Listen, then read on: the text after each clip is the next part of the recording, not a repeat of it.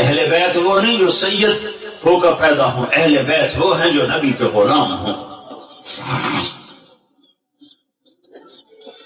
تو بلال سید بن گیا، ابو لہب پلید بن گیا، مسجد نبوی کا مؤذن بنا، ظہر کی نماز 12 ربیع الاول 7 جون 633 عیسوی 11 ہجری اللہ کے نبی دنیا سے رخصت ہو چکے ہیں، اور ظہر کی نماز کے لیے بلال چھت پہ چڑھے، جب کہا اشہد ان محمد تو روتے روتے روتے آواز بند ہو گئی اور اذان پوری نہ کر سکے اور تھوڑے مار کے رونے لگے، سارے مدینے والے رونے لگے۔ تو آپ اتر گئے اور کہا میں آج کے بعد قسم کھاتا ہوں کہ آج کے بعد میں اذان نہ دوں گا۔ اور پھر اللہ کے نبی کے تدفین کے بعد ابو بکر صدیق سے اجازت لے کر جہاد میں ملک شام چلے گئے۔ 6 مہینے لوٹ کے نہیں آئے، 6 مہینے گزرے، 1,00,000 صحابہ نکلے ہوئے تھے جہاد میں، 1,00,000 کسی کو خواب نہیں آیا، صرف بلال کو خواب آیا۔ بلال، اللہ کے حبیب خواب میں، بلال یہ کیا بے وفائی، میرے شہر آنا ہی چھوڑ دیا۔ 6 مہینے گزرے ہیں، صحابہ 1,00,000 کے قریب جہاد میں شام عراق میں جا چکے ہیں، خواب بلال کو آتا ہے، بلال یہ کیا بے وفائی، میرے شہر آنا ہی چھوڑ دیا۔ رات آنکھ کھلی، اونٹنی پہ سوار ہوئے، سوائے پیشاب اور نماز کے نہیں رکے، وہ چل سو چل، چل سو چل، چل سو چل، چل سو چل، 7ویں دن مدینے پہنچے، اور ان کو یہ یاد ہی نہیں رہا کہ اللہ کے نبی دنیا سے جا چکے ہیں۔ ویسا عشق سوار تھا اور ایسا وہ خواب دل و دماغ کے حاوی ہوا کہ یہ بھول ہی گئے کہ اللہ کے نبی دنیا سے جا چکے ہیں۔ مدینے میں داخل ہوتے ہی نعرے مارے، یا رسول اللہ میں آ گیا، یا رسول اللہ میں آ گیا۔ جب حجرہ مبارک پر پہنچے تو پھر یاد آیا، او ہو تو جدائیاں ہیں، جدائیاں ہیں۔ پھر بے قرار ہو کر اندر حجرے میں آئے اور چیخنے گئے، یا رسول اللہ میں تو آ گیا، آپ کہاں ہیں، میں تو آ گیا، آپ کہاں ہیں، اور قبر پر گرے اور قبر سے چمٹ کر روتے روتے روتے روتے خشی کی کیفیت طاری ہو گئی۔ نماز کا وقت آ گیا، مسجد ساری بھر گئی، سب کی تمنا کہ آج بلال اذان دے، اور کسی کو ہمت نہیں ہو رہی بلال سے بات کر، تو صحابہ نے حسن حسین کو استعمال کی، امامین ہمامین، نبی کی آنکھوں کی ٹھنڈک، جنت کے سردار حسن اور حسین، جنت کی عورتوں کی سردار فاطمہ۔ علی تجھے پتا ہے تیرا گھر کہاں ہے جنت میں؟ کہا جی نہیں۔ کہا جنت میں تیرا گھر میرے گھر کے سامنے ہے۔ تو دونوں کو صحابہ نے کہا، حضرت آج بلال سے کہو اذان دیں، اور یہ کسی کے کہنے پر نہیں دیں گے۔ حسین 6 سال کے، حسن 7 سال کے، یہ دونوں معصوم بچے آئے اور حضرت بلال کے سامنے کھڑے ہو گئے، کہنے گے چچا ایک درخواست کر۔ کہ میرے بچوں میری تو جان قربان ہے، کیا حکم ہے؟ درخواست نہ کو حکم کو، کہ جیسے ہمارے نانا کے لیے اذان آج ہمارے لیے تھے۔ تو بلال رضی اللہ عنہ پھوٹ پھوٹ کے رونے لگے، کہنے کہ میں نے قسم کھائی تھی کہ میں اذان نہیں دوں گا، لیکن میں تمہاری خاطر تو جان بھی قربان ہے، قسم تو چھوٹی سی چیز ہے، میں قسم کا کفارہ دوں گا۔ اور ایسے چڑھے چھت پر، ایک انصاری عورت کا گھر تھا جس کی چھت پہ چڑھ کے اذان دیتے تھے، کانوں میں انگلیاں دے کے جو ہی کہا اللہ اکبر تو سارے مدینے میں کوہام مچ گیا، اور عورتیں ننگے سر ننگے پاؤں روتی ہوئی گھروں سے باہر نکل گئی، اور مسجد نبوی میں چیخ چنگھاڑا مچ گیا، یوں لگا جیسے دور نبوت لوٹ کے واپس آ گیا۔ یہ شان ہے کہ محمد سے وفا تو نے تو ہم تیرے ہیں، یہ جہاں چیز ہے کیا لوح و قلم تیرے ہیں۔ پھر دوسرا واقعہ، جب بیت المقدس فتح ہوا اور حضرت عمر خود پہنچے اور پہلی نماز مسجد اقصی میں ہونے لگی ہے اور جمعے کا دن ہے. جمعے کے دن لشکر اسلام داخل ہوا. عمر رضی اللہ عنہ قائد ہے. جمعے کی اذان ہونے لگی تو 36,000 کا لشکر تھا. تو سب نے آ کر منت کی بلال کی کہ اذان. وہ نہیں مانے تو حضرت عمر نے کہا بلال بلال یہ دیکھ آج اذان دیتا. تو بلال وہ صخرہ پہ سوار ہوئے. وہ جو گنبد سا نظر آتا ہے اس کے نیچے ایک چٹان ہے جہاں براق باندھا گیا تھا. تو اس پہ سوار ہوئے اور جو ہی کہا اللہ اکبر تو یہ 36,000 کا لشکر روتے روتے زمین پر گر گئے. یہ اللہ کے حبیب کی اطاعت کی عزت ہے. اپنی زندگی کو ڈھالو اللہ کے محبوب کے طریقوں میں, اللہ کے محبوب کے سانچوں میں. فلا وربک لا یؤمنون حتی یحکموک فیما شجر بینہم.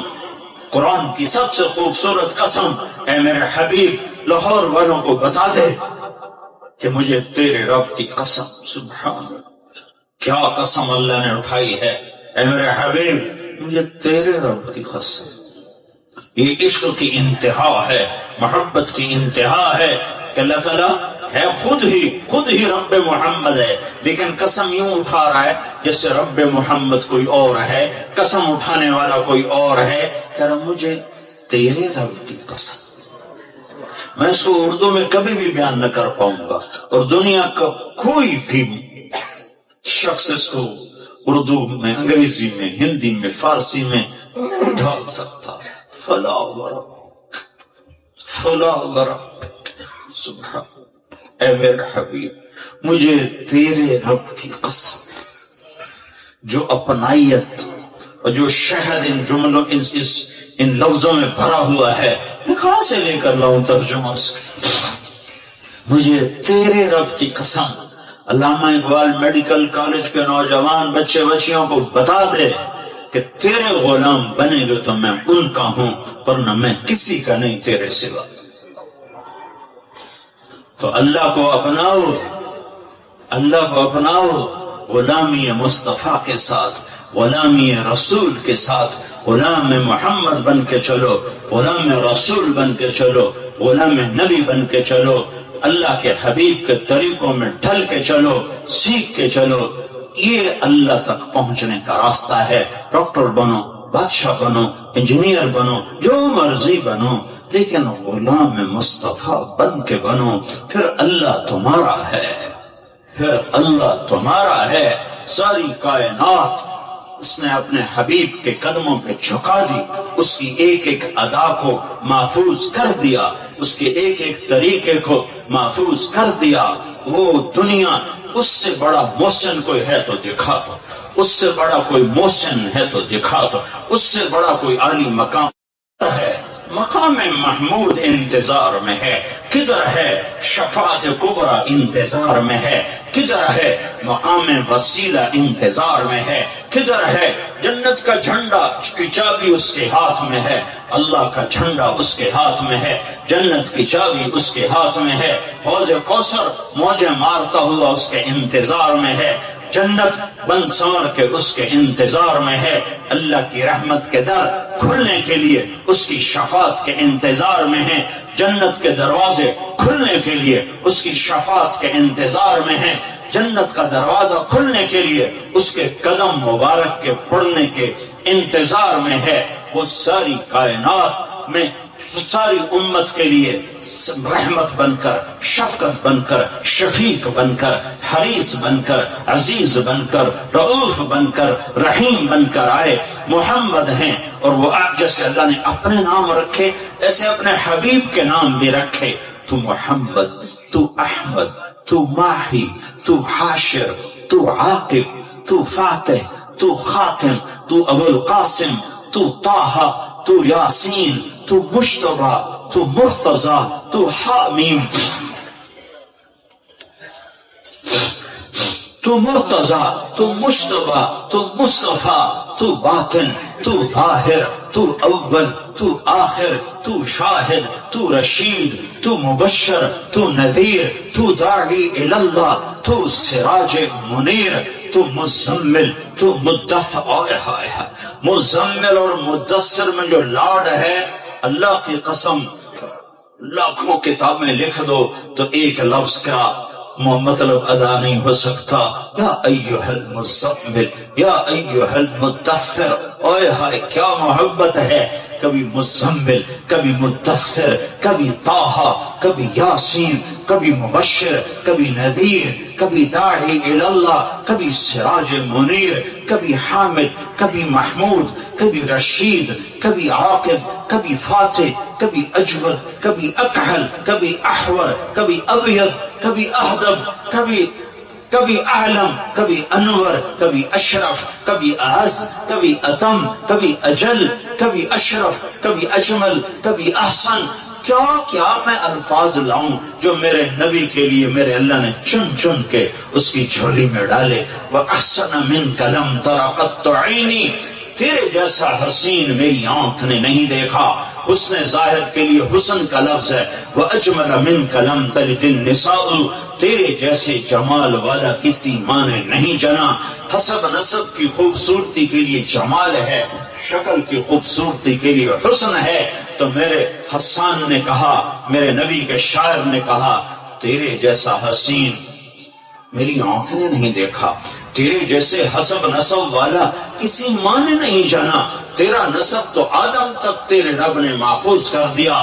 تو محمد بن عبداللہ بن عبد المطلب بن ہاشم بن عبد مناف بن قصی بن کلاب بن مرہ بن کعب بن لبی بن غالب بن فہر بن مالک بن نضر بن کنانہ بن خزیمہ بن مدرکہ بن الیاس بن مدر بن نزار بن معد بن عدنان بن اود بن حمیسہ بن سلامان بن عوس بن بوز بن قموال بن ابی بن عوام بن ناشد بن حزاب بن بلداس بن یدلاف بن طابخ بن جاحم بن ناحش بن ماخي بن عيفي بن عبقر بن عبيد بن الدعاء بن حمدان بن سنبر بن يثربي بن يحزن بن يلحن بن إرعضة بن عيثي بن زيشان بن عيسر بن أقناط بن إيهام بن مقصر بن ناهث بن زارع بن سمي بن مزي بن عوض بن عرام بن قيدار بن إسماعيل بن إبراهيم بن آذر بن ناحور بن سروج بن رعوب بن فائش بن عابر بن أرفخشاد بن سام بن نوح بن لامك بن متوشاله بن إدريس بن يرد بن ملهلئيل بن قينان بن آنوش بن شيس وبن آدم عليه الصلاة والسلام.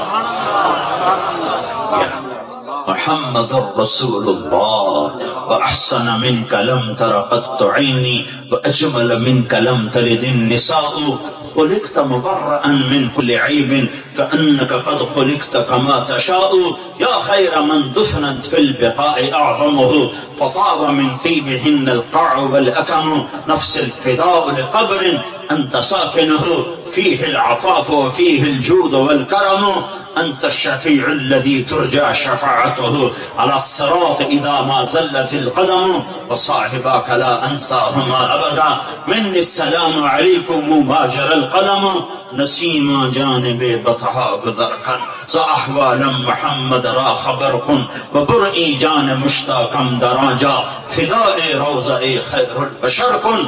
یہ ہے محمد مصطفیٰ صلی اللہ علیہ وسلم. محمدی نظر آؤ، پنجابی نہ نظر آؤ، سندھی نہ نظر آؤ، بلوچی نہ نظر آؤ، پشتو نہ نظر آؤ، محمدی نظر آؤ، محمدی نظر آؤ. ہماری ایک پہچان ہے جو محمد مصطفیٰ صلی اللہ علیہ وسلم کی زندگی اور سیرت ہے. ایک عبادات ہیں جس میں نماز سب سے اعلیٰ ہے، جس میں روزہ اس کے بعد ہے، زکوٰۃ اس کے بعد ہے، حج اس کے بعد ہے کہ جن پر فرض ہے حج وہ کرو، زکوٰۃ فرض ہے دو، روزہ فرض ہو گیا رکھو، نماز فرض ہے چھوڑو نہیں. دوسری چیز اخلاق ہیں جس میں ماں باپ سر فہرست ہیں کہ اپنے ماں باپ کو دعا لے کر جنت والے بن جاؤ. بدبخت ہے جس نے ماں باپ کو پایا اور جنت نہ لے سکا۔ تو اللہ کو ساتھ لے لو، اللہ کو ساتھ لے لو، اللہ کو ساتھ لے لو، اور اللہ ساتھ ہوتا ہے جناب رسول اللہ صلی اللہ علیہ وسلم کی مبارک زندگی اور ترتیب پر یہ کرو گے تو اللہ تمہارا ساتھی ہے، یہ نہیں کریں گے تو دنیا کا کوئی سیاسی طبقہ ہمیں اس بھٹی سے نہیں نکال سکتا، اس دلدل سے نہیں نکال سکتا۔ ہمارے حکمران تو ہے ہی نہیں، ان بیچاروں کے ہاتھ میں کچھ نہیں ہے۔ ہماری تقدیر کا مالک اللہ ہے، ہمارے بگڑنے کا مالک اللہ ہے۔ وَلَوْ أَنَّ أَهْلَ الْقُرَىٰ آمَنُوا وَاتَّقَوْا لَفَتَحْنَا عَلَيْهِمْ بَرَكَاتٍ مِّنَ السَّمَاءِ وَالْأَرْضِ۔ تم میری مان جاؤ، میں زمین آسمان کی برکتوں کے دروازے کھول دوں۔ میں حکمرانوں کو اس لیے دوش نہیں دیتا کہ حکمران، فوج، پولیس، افسر شاہی 15-20 لاکھ سے زیادہ نہیں ہیں، زیادہ چھلانگ مارو، یہ سارا مجمع 20 لاکھ کا ہوگا اور آبادی 15 کروڑ ہے، 20 لاکھ انتہائی بدترین ہوں اور باقی 15-14 کروڑ 60 لاکھ اگر نیک ہوں، رب ذوالجلال کی قسم یہاں دودھ اور شہد کی نہریں اللہ بہا دے۔ حکمران نہیں، طارق جمیل بگڑا ہوا ہے، تاجر بگڑا ہوا ہے، زمیندار بگڑا ہوا ہے، عورت بگڑی ہوئی ہے، مرد بگڑا ہوا ہے، جوان باغی ہے، بوڑھے باغی ہیں، غریب باغی ہیں، مالدار باغی ہیں، سارے ہم اس کشتی کے ڈبونے میں صرف نہ خدا ملہ کا ہاتھ نہیں ہے، مسافروں کے ہاتھ میں بھی بھرمے ہیں اور اپنی کشتی میں چھید کر رہے ہیں۔ 50-15 کروڑ میں 2-4 کروڑ بھی برے ہوں تو کچھ نہیں ہوتا، باقی اگر صحیح ہوں نہیں، ہم سب نافرمان ہو چکے ہیں۔ ہمیں اللہ کو منانے کی ضرورت ہے اور اللہ کو منانا اتنا آسان ہے۔ میرا رب کہتا ہے میرے بندہ، میری بندی، چل گناہ کر لے حوصلے گناہ کے، کتنے کر زمین بھر دے، اور کتنے کر چاند تاروں کو بھر دے، اور کتنے کر خلا کو بھر دے، اور کتنے کر تہ بتہ چڑھ جا، اور کتنے کر آسمان کی چھت کو اپنے گناہ لگا دے، مجھ سے کروڑوں اربوں سال کی عمر لے اور گناہ کے اسباب لے اور کرتا کرتا کرتا تہ بتہ آسمان کی چھت کو لگا دے، پھر ایک دفعہ، صرف ایک دفعہ تم کہہ یا اللہ معاف کر دے، تو میں سارا ہی معاف کر دوں۔ میں منتیں نہیں کرواؤں گا، ماں منتیں کرواتی ہے، باپ منتیں کرواتا ہے، میں نہیں کروں۔ تو کہے گا یا اللہ معاف کر، میں کہوں گا جاؤ معاف کر دیا۔ تو میرے عزیزو، سب جوان بیٹھے ہو، آج توبہ کر کے اٹھو، تبلیغ میں وقت لگاؤ۔ تبلیغ اللہ رسول سے محبت کا بہت بڑا کام ہو رہا ہے۔ بڑے صدیوں کے بعد ایک کام ملا ہے جو فرقہ واریت سے پاک ہے، جو تعصب سے پاک ہے، جو طعن و تشنیع اور تنقید سے پاک ہے۔ اپنے رب سے صلح کرو، تبلیغ میں وقت لگاؤ، چاہے جب تمہیں چھٹیاں ہوں 4 مہینے لگاؤ، 40 دن لگاؤ، ہر مہینے 3 دن لگاؤ، لیکن ابھی یہ کئی ہزار نوجوان بیٹھے ہیں، سارے مرد عورت بچے بچیاں، آج توبہ کر کے اٹھو۔ یہ میرا سب سے مطالبہ ہے کہ آج تک اپنی مرضی کی گزاری، آج کے بعد اللہ کی مرضی کی گزاریں گے، تو نیت کرو کہ آج ہم نے توبہ کر کے اٹھنا، ٹھیک ہے؟ نیت کرتے ہو؟ سارے کہو یا اللہ میری توبہ، پھر کہو یا اللہ میری توبہ، پھر کہو یا اللہ میری توبہ۔ اگر یہ توبہ آپ سب نے، بچے بچیوں مرد عورتوں نے کر لی ہے تو آپ کو مبارک ہو، آپ کے سب گناہ معاف ہو چکے ہیں، آپ سب ایسے بیٹھے ہو جیسے ابھی ماں نے جنم دیا ہو۔ یہ الٹے ہاتھ کی فائل ختم، غائب، زیرو، اور آسمان تک روشنیاں۔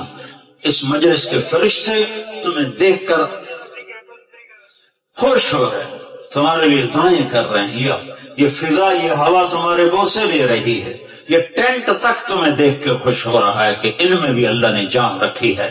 اور اللہ آسمانوں پہ تم سب مرد عورتوں کے نام لے کر فلاں فلاں کی بیٹی، فلاں فلاں کا بیٹا، اس نے توبہ کی، میں نے معاف کیا، میں نے معاف کیا۔ توبہ پر معافی کے اعلان ہو رہے ہیں۔ جب کبھی دوبارہ ٹوٹ جائے تو پھر کر لینا، اللہ پھر معاف کر دے۔ تو نیت کرتے ہو نا سارے بھائی نیت کرتے ہو نا؟ ہاں، اگر کسی سے لڑے ہوئے ہو صلح کر لو، کسی کا حق مارا ہے حق دے دو، کسی پر زیادتی کی ہے معافی مانگ لو، کسی کا دبایا ہوا ہے تو سامنے ہاتھ جوڑ دو، نمازوں میں غفلت ہے شروع کر دو، ماں باپ سے کھٹ پٹ ہے پاؤں میں پڑ جاؤ، میاں بیوی میں جھگڑا ہے صلح کر۔ عجب بات ہے جب میاں بیوی لڑ کے آپس میں صلح کریں تو ان کے پچھلے سارے گناہ معاف ہو جاتے۔ اللہ کو یہ صلح اتنی پسند۔ تو سارے بھائی نیت کرتے ہو، سارے مستورات بھی مرد بھی نیت کرتے ہو نا؟ کیوں ہماری دعائیں اٹکی ہوئی ہیں؟ کہ ہم باغی لوگ ہیں، ہم باغی مسلمان ہیں۔ شام پہ پہلا اٹیک ہوا، عمرو بن عاص رضی اللہ تعالیٰ عنہ، 8,000 کا لشکر، ان کو روم کو خبر ہو گئی تھی تو انہوں نے 1,00,000 کا لشکر بھیج دیا تھا۔ جرجیس اس کا سالار تھا، رومن بادشاہ کا بھائی، تو وہ 8,000 1,00,000 نے ان کو گھیرے میں لے لیے۔ تو حضرت واصلہ رضی اللہ تعالیٰ عنہ اس جنگ میں شریک ہیں۔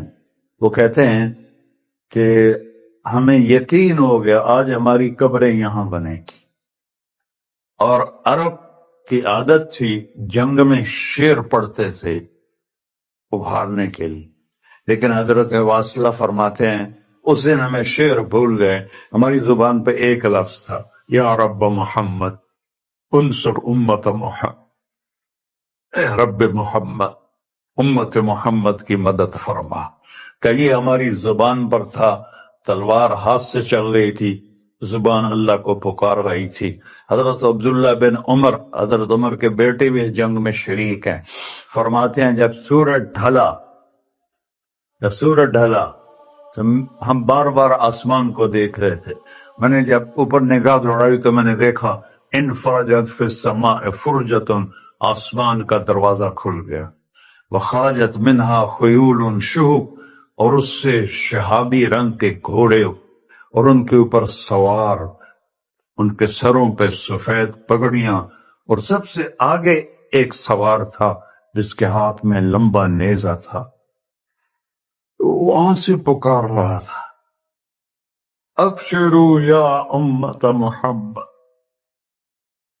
اے امت محمد تمہیں بشارت، قد اتاکم اللہ بالنصر، اللہ تمہاری مدد کو آ گیا۔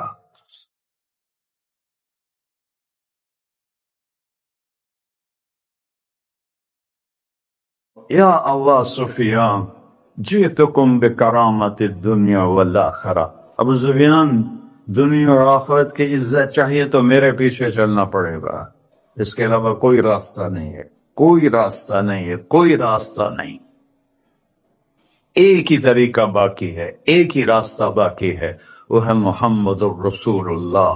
لا یؤمنون حتی یحکموک فیما شجر بینہم، اپنے ہر معاملے میں جب میرے نبی آپ کو فالو کریں گے تو میں ان کا بن جاؤں گا، یہ میرے بن جائیں گے، یہ مانگیں گے میں دوں گا، یہ سوال کریں گے میں پورا کروں گا، یہ مدد مانگیں گے میں مدد کروں گا۔ کیوں ہماری دعائیں اٹکی ہوئی ہیں؟ کہ ہم باغی لوگ ہیں، ہم باغی مسلمان ہیں، ہم باغی مسلمان ہیں۔ شام پہ پہلا اٹیک ہوا، عمرو بن عاص رضی اللہ تعالیٰ عنہ، 8,000 کا لشکر، ان کو روم کو خبر ہو گئی تھی تو انہوں نے 1,00,000 کا لشکر بھیج دیا تھا۔ جرجیس اس کا سالار تھا، رومن بادشاہ کا بھائی، تو وہ 8,000 1,00,000 نے ان کو گھیرے میں لے لیے۔ تو حضرت واصلہ رضی اللہ تعالیٰ عنہ اس جنگ میں شریک ہیں۔ وہ کہتے ہیں کہ ہمیں یقین ہو گیا آج ہماری قبریں یہاں بنے گی. اور عرب کی عادت تھی جنگ میں شعر پڑھتے تھے ابھارنے کے لیے، لیکن حضرت واصلہ فرماتے ہیں اس دن ہمیں شعر بھول گئے، ہماری زبان پہ ایک لفظ تھا، یا رب محمد انصر امت محمد، اے رب محمد امت محمد کی مدد فرما. کہ یہ ہماری زبان پر تھا، تلوار ہاتھ سے چل رہی تھی، زبان اللہ کو پکار رہی تھی. حضرت عبداللہ بن عمر، حضرت عمر کے بیٹے بھی اس جنگ میں شریک ہیں، فرماتے ہیں جب سورج ڈھلا تو ہم بار بار آسمان کو دیکھ رہے تھے. میں نے جب اوپر نگاہ دوڑائی تو میں نے دیکھا انفرجت فی السماء فرجۃ، آسمان کا دروازہ کھل گیا، وخرجت منہا خیول شہب، اور اس سے شہابی رنگ کے گھوڑے اور ان کے اوپر سوار، ان کے سروں پہ سفید پگڑیاں، اور سب سے آگے ایک سوار تھا جس کے ہاتھ میں لمبا نیزہ تھا. وہ وہاں سے پکار رہا تھا، ابشروا یا امت محمد، اے امت محمد تمہیں بشارت، قد اتاکم اللہ بالنصر، اللہ تمہاری مدد کو آ گیا. فرماتے ہیں وہ ایسے آئے اور ہمارے اندر غائب ہو گئے، اور آدھے گھنٹے بعد 1,00,000 کا لشکر دوڑ رہا تھا 8,000 کے سامنے. کبھی ہم بھی تم میں بھی چاہا تھی، کبھی ہم بھی تم میں بھی راہ تھی، کبھی ہم بھی تم بھی تھے آشنا، تمہیں یاد ہو کہ نہ یاد ہو. میرے نبی کی زندگی مکمل نمونہ ہے، مکمل، اس کو فالو کرنا ہے. پھر بلڈر بنو، ذمہ دار بنو، پھر ڈاکٹر بنو، پھر تاجر بنو، سائنسدان بنو، عورت ہے مرد ہے جو بھی ہے، کامیابی اس کے ماتھے کا جھومر بن جائے گا کہ وہاں ایک ہی سکہ چلتا ہے، وہ محمد رسول اللہ. تو بھائیو مجھے یہی مختصر بات کرنی تھی کہ اس دنیا کے پیچھے ان دو ہستیوں کو پیچھے نہ کرو، ان کو ناراض نہ کرو.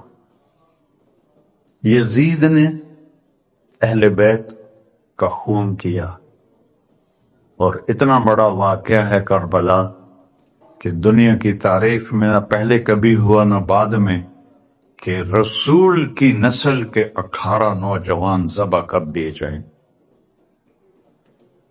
یزید 90 لاکھ مربع میل پہ حکومت، 90 لاکھ مربع میل، ٹھیک، 42 سال کی عمر میں مر گیا. اس کا بیٹا معاویہ بن یزید رحمت اللہ علیہ 22 سال کی عمر میں تخت پر بیٹھا. باپ نے 3 بر اعظم میں حکومت پھیلائی ہوئی ہے، دادا نے پھیلائی تھی، باپ نے اس کو بڑھایا. یزید کے زمانے میں بھی فتوحات ہوئی. اب یہ 3 بر اعظم پر اس نوجوان کی حکومت ہے. یہ بلڈر نہیں ہے،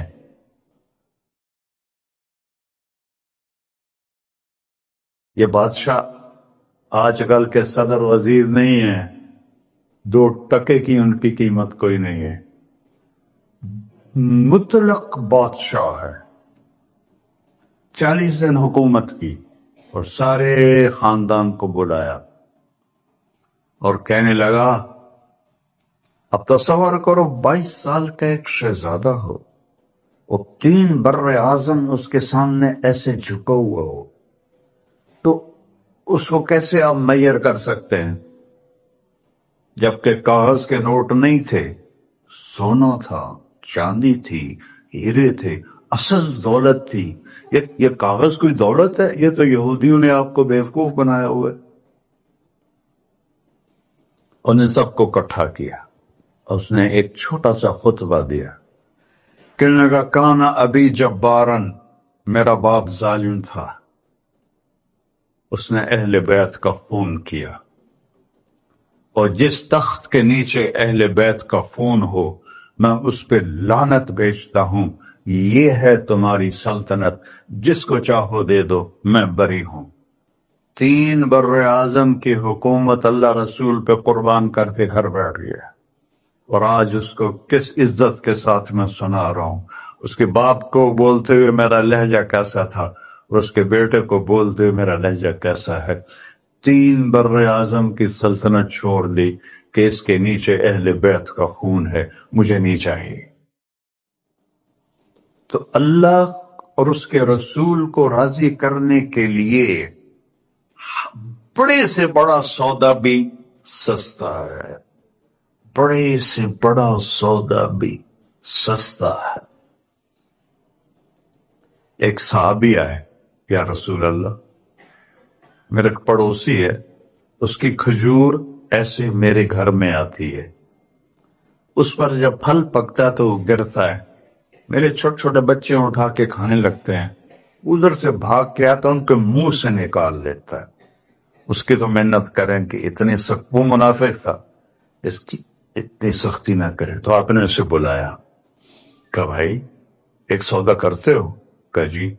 یہ کھجور مجھے دے دو اور میں جنت میں کھجور لے کے دیتا ہوں.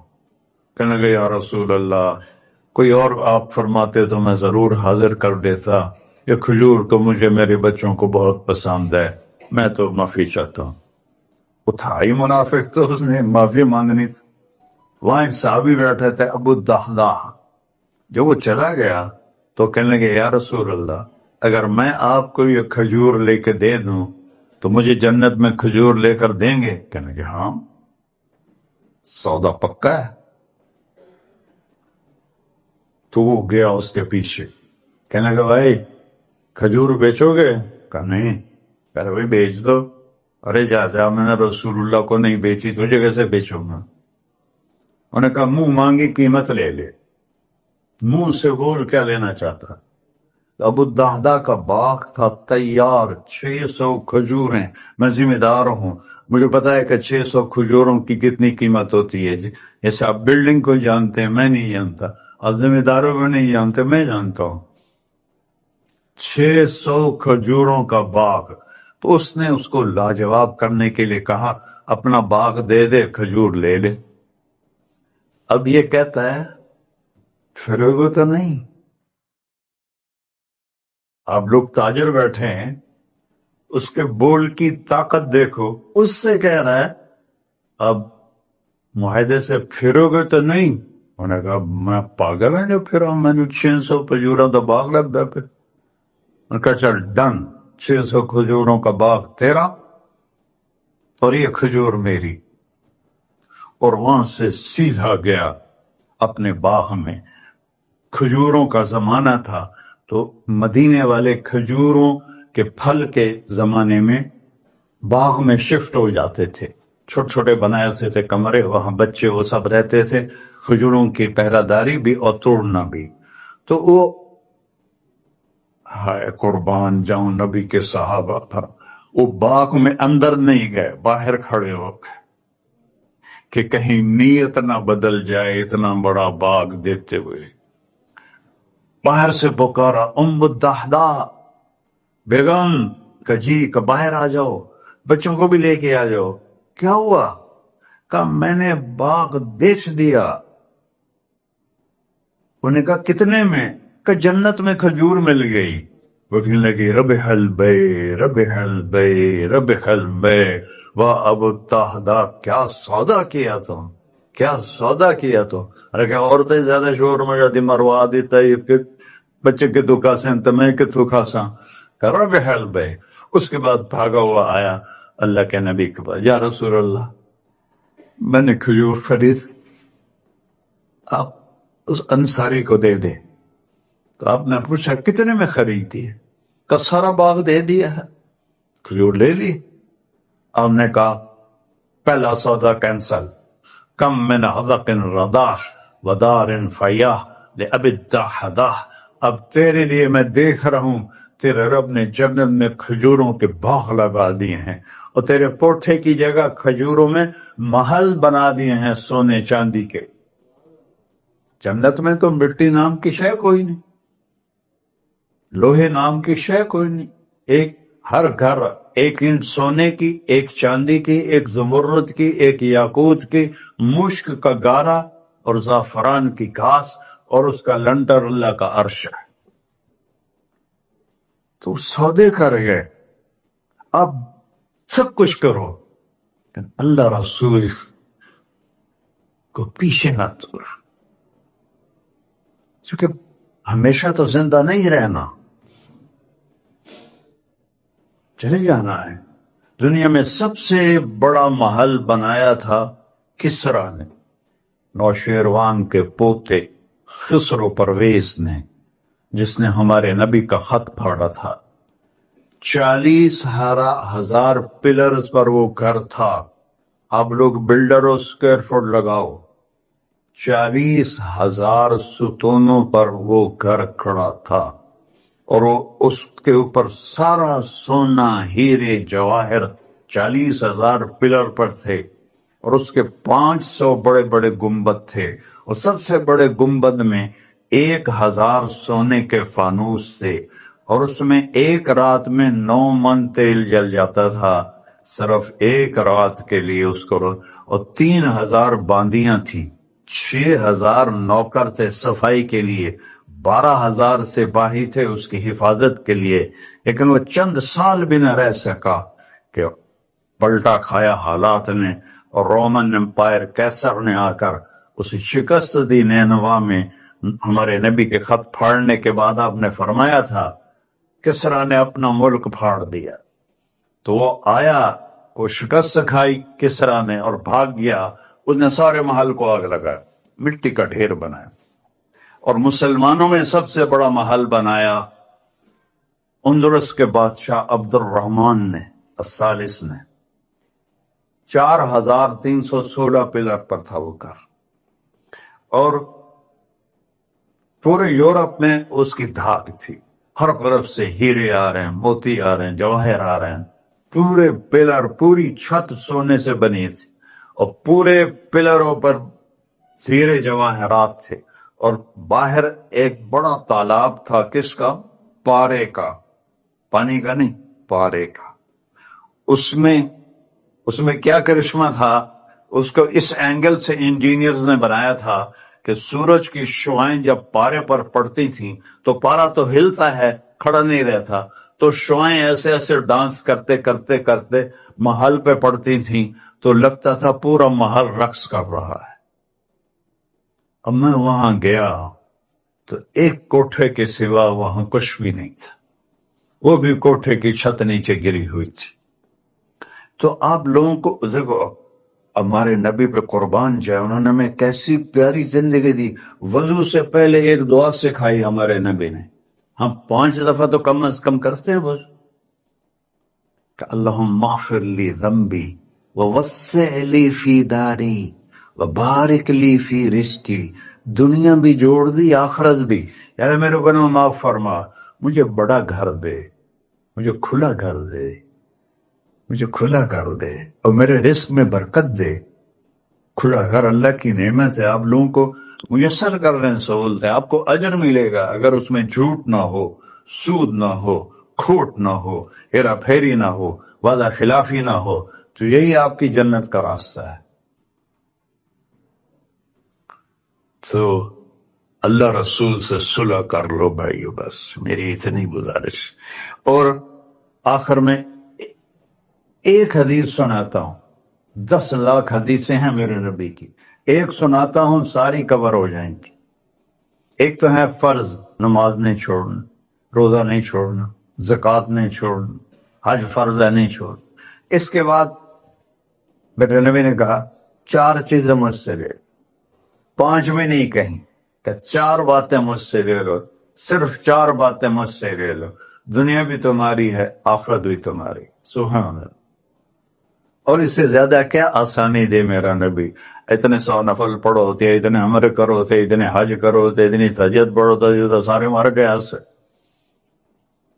کہ 4 باتیں لے لو، دنیا میں بھی مزہ رہے گا، آخرت میں. پہلی بات کیا ہے؟ صدق و حدیث، ہر معاملے میں سچ بولنا، جھوٹ نہ بول. ایک صحابی نے پوچھا یا رسول اللہ، مسلمان بزدل ہو سکتا ہے؟ ہم نے کہا کنجوس ہو سکتا ہے؟ ہم نے کہا جھوٹ بول سکتا ہے؟ کہ نہیں، جھوٹ نہیں ہو سکتا. سچ بولو، سچ کی قیمت ادا کرو، حفظ و امانت، کسی کو دھوکہ نہ، چیز کوئی اور ہو، دکھا کوئی اور رہے ہو، میٹیریل کوئی اور ہے، بتا کوئی اور رہے ہو، حفظ و امانت، دیانتداری سے کام کرو، کسی کو دھوکہ نہ دو۔ آپ نے فرمایا میں اپنے امتی سے ہر گناہ کی توقع رکھتا ہوں، بشر ہے بیچارہ، لیکن میرا امتی ہے تو دو نہیں کرے۔ واہ یا رسول اللہ، آپ نے کیا چاہا اور ہم نے کیا کیا کہ دو کام نہیں کرے گا، ایک جھوٹ کبھی نہیں بولے گا، ایک دھوکہ کبھی نہیں دے گا۔ اور سب امر، میں تو 100 ملک پھرا ہوں، مسلمان جھوٹ اور دھوکے میں پھنسے پڑے، غرق ہوئے پڑے، چاہے عربی ہیں چاہے غیر عربی ہیں، مالدار ہیں فقیر ہیں، اس گندگی میں سب ڈوبے ہوئے ہیں۔ تو صدق و حدیث، سچ بولو، حفظ و امانت، دھوکہ نہیں دیا۔ تیسری کیا ہے؟ حسن و خلیقت، اخلاق اچھے کر، اخلاق اچھے کر۔ اور اخلاق اچھے کرنے کے لیے ایک کام کر لی، اس کو تالا لگا، صرف ایک کام، اس سے کوئی گالی نہ نکلے، جھوٹ نہ نکلے، غیبت نہ نکلے، طنز نہ نکلے، بے عزت نہ کرو۔ عام طور پر ہمارے ماحول میں نوکروں کو بہت ڈانٹ ڈپٹ ہوتی ہے، اس کو قابو میں رکھو۔ سوچو اسی جگہ میں ہوتا نوکر تو میں یہ پسند کرتا۔ اپنے اخلاق کی چابی ہے زبان کا میٹھا بول، اور خاص طور پر والدین کے ساتھ، اور سب سے زیادہ اہم بیوی کے ساتھ۔ میرے نبی نے فرمایا بہترین مسلمان وہ ہے جو بیوی سے اچھا سلوک کرتا ہو، کہ وہ ماں باپ بہن بھائی گھر سہیلی ماحول ثقافت تہذیب سب کچھ چھوڑ کر ایک بول کے ساتھ آپ کے گھر آ جاتی، آپ کے بچے کا 9 مہینے بوجھ اٹھاتی، اس کو دودھ پلاتی، اس کی چھاتیاں لٹک جاتی ہیں، کبھی آپ کے لیے وہ ناشتہ بنا رہی ہے، کبھی کھانا بنا رہی ہے، کبھی آپ کے کپڑے کا خیال کر رہی ہے، اور آپ ایک چھوٹی سی بات پر اس کی عزت اتار کے پھینک دیتے ہیں۔ تو میرے نبی نے فرمایا سب سے بہترین مسلمان وہ ہے جو بیوی کے ساتھ حسن سلوک کرتا ہو۔ پھر آپ نے کہا اور میرا سلوک اپنی بیویوں سے سب سے زیادہ اچھا ہے۔ اظہار محبت کرو، ماں سے باپ سے اولاد سے بیوی سے، اظہار بہت ضرور۔ یہ پریزنٹیشن اظہار ہی تو تھا، یہ اظہار نہ ہو تو پتہ کیسے چلے؟ میں ماں کے پاؤں چوموں، باپ کا ماتھا چوموں، ان کے آگے نوکر بن کے کھڑے ہو، بیوی سے کہو مجھے تم سے بہت پیار ہے، وہ اچھا کپڑا پہنے تعریف کرو، اچھا کھانا بنائے تعریف کرو۔ انسان بھوکا ہے اس چیز کا، میرے نبی سے بڑھ کر کوئی ہو سکتا ہے؟ آپ حضرت عائشہ سے فرما رہے ہیں، چونکہ حضرت عائشہ کماری بھی تھی، چھوٹی بھی تھی۔ حضرت عائشہ جس نے اللہ کو دیکھا ہو اس کے لیے عورت کوئی چیز نہیں ہے۔ ایک حدیث سناتا ہوں، مالی فی النساء من رغبہ، مجھے عورتوں کی کوئی رغبت نہیں۔ اللہ کو دیکھنے کے بعد کس چیز کی رغبت؟ ہم نے کہا عائشہ انہو لیہون علی الموت ان اریتک زوجتی فی الجنہ۔ عائشہ جب سے مجھے پتا چلا ہے نا تو جنت میں میری بیوی ہے تو مجھے تو موت ہی اچھی لگنے لگ گئی۔ یہ اظہار محبت ہمیں سکھایا اپنے بچوں کے ساتھ بھی۔ میرے بچے بڑے ہو گئے لیکن میں نے ایسے گلے لگاتا ہوں جیسے یہ چھوٹے بچے، کہ یہ محبت ٹرانسفر ہوتی ہے، ہم اظہار نہیں کر سکتے۔ اور بچوں پر اپنی رائے مسلط نہ کرو، کہ وہ بڑے ہو جائیں تو شریعت نے ان کو حق دیا ہے، اس سے آپ کا گھر خوبصورت بن جائے گا۔ یہ میرے نبی کی پیاری زندگی کے چند صفحات میں نے آپ کے سامنے پیش کیے ہیں، تو طویل داستان ہے، سناتے سناتے عمر بھی بیت جائے تو ایک ذرہ بھی ادا نہ ہوگا، لیکن خلاصتاً میں نے آپ سے عرض کر دیا، صدق و حدیث، حفظ امانت، حسن خلیقت، سچائی، دینداری، اخلاق، اور چوتھا اور آخری عفت فی طعمت، رزق حلال کماؤ، رزق حلال کماؤ۔ من امسا قانا بعمل یدہ امسا مغفورا لہ، مسلم شریف کی حدیث ہے، جو صبح سے شام تک اپنے دنیا کے کاموں میں حلال رزق کی تلاش میں تھک کے گھر جاتا ہے، اس کے اس دن کے سارے گناہ معاف ہو جاتے۔ کتنا بڑا عمل ہے رزق حلال، بندگی بن جاتا ہے۔ آپ نے ایک صحابی کو دیکھا، ان کے ہاتھوں پہ چھالے نہیں، وہ جو مزدوروں کے نشان ہوتے ہیں کئی چلا چلا کے، وہ تھے۔ تو آپ نے اس سے پوچھا، سعد یہ کیا ہے؟ کہ یا رسول اللہ، بچوں کے لیے روزی کماتا ہوں، اپنے ہاتھ سے کام کرتا ہوں، تو میرے ہاتھوں پہ یہ نشان پڑ گئے۔ تو آپ نے ان کا ہاتھ ایسے پکڑا، سب کو دکھا کر ایسے اس کا بوسہ لے، پھر فرمایا جو ہاتھ بچوں کو حلال کھلاتے ہوئے ایسا ہو جاتا ہے، اس پہ جہنم کی آگ حرام ہو جاتی۔ صرف نماز سے نہیں گناہ معاف ہوتے، حج سے نہیں معاف ہوتے، رزق حلال کے کمانے سے بھی روزانہ کی صفائی ہو جاتی ہے۔ ابھی سودا ہے، اللہ رسول سے کر لو تو موج ہی موج ہے، اور اگر انہیں بکھیڑوں میں پڑے رہے تو مر کے زیرو ہی ہونا ہوتا ہے، کچھ بھی ساتھ نہیں جاتا۔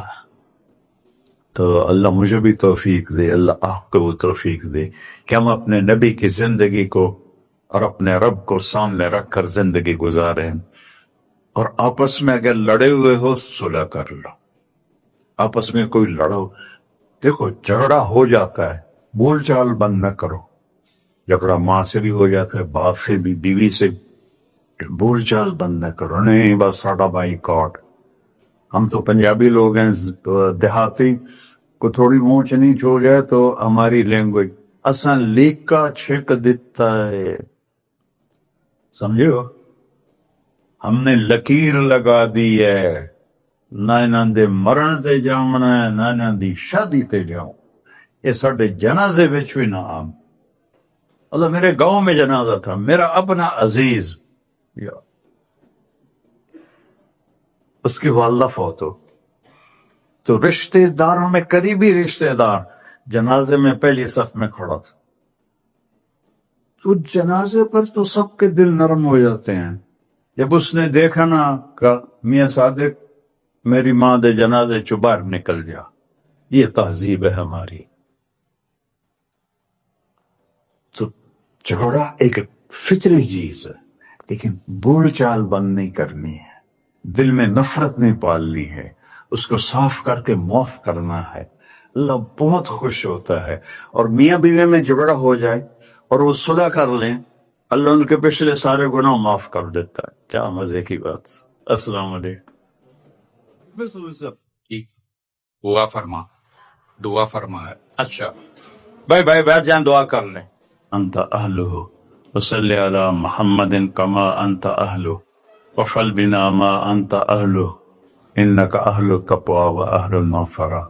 یا تا یہ سارے دوست احباب تیری محبت میں آئے ہیں، ہم سب نے تیرے نام کو زندہ کیا ہے، ہماری یہ محفل قبول فرما اور ہماری یہ مجلس قبول فرما، اور یا اللہ جو کچھ کہا ہے اس کے مطابق ہماری زندگی بنا دے، اور یا اللہ جو ہم نے نیت کی ہے کہ غزہ کے مسلمانوں کو گھر دینا ہے، چھت دینی ہے، ان سب کو، یہ کسی ایک آدمی کے بس کا کام نہیں ہے، یہ سارے مل کر کریں، ہم بھی کریں، اس لیے ہمیں توفیق نصیب فرما۔ تیرے نبی کا فرمان ہے، جو میری امت کی دنیا کا خیال نہیں کرتا وہ مجھ سے نہیں ہے، اور اس وقت سب سے محتاج امت غزہ کے اہل ایمان ہے۔ تو یا اللہ ان سارے بھائیوں کو ہمت دے، توفیق دے، ہمیں وہاں تک پہنچانے کا وسیلہ تو نے بنایا ہوا ہے، ہمیں یہ امانتیں ان تک پہنچانے کی توفیق دے، ان کے کاموں میں برکت دے، ان کے قرضوں کو اتار دے، ان کو سود سے بچا دے، ان کو دیانتداری نصیب فرما، شفافیت نصیب فرما، مرتے وقت ہم سب کو کلمہ نصیب فرما۔ وصلی اللہ علیہ نبی الکریم۔ میرے نبی کے پردادا حضرت ہاشم بن عبد مناف کو غزہ میں دفن ہے، اور اس ملک میں عیسیٰ علیہ السلام، موسیٰ علیہ السلام، ہارون علیہ السلام، زکریا علیہ السلام، یحییٰ علیہ السلام، داؤد علیہ السلام، سلیمان علیہ السلام، اتنے نبی اس مٹی میں دفن ہیں